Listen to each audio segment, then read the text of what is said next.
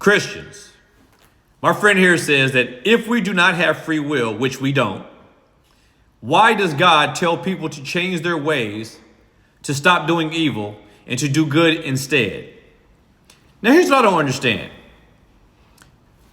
Our governments and law enforcement tell us to do good and not to do evil, otherwise the law will come against us.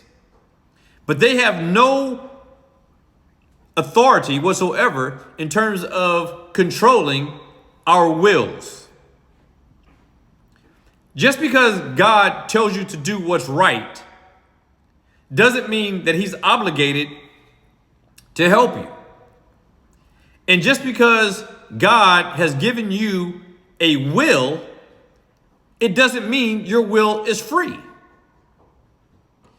But your will is constrained by its nature.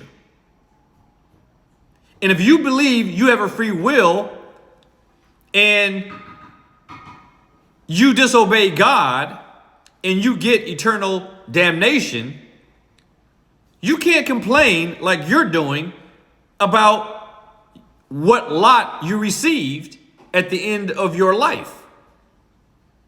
But when it comes to free will, as I stated, free will extends itself from a nature.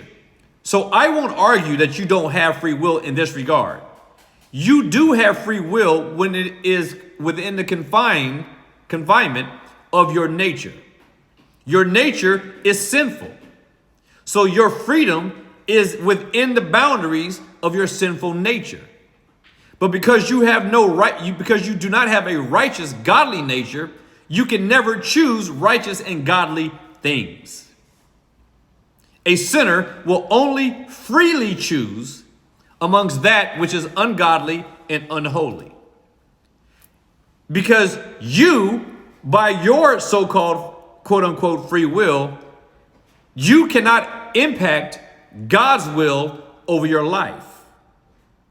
If God says that you must be a man of faith or must have faith before you can come to me, no matter what your free will does, you can't alter God's will for you. The long and the short of it is this.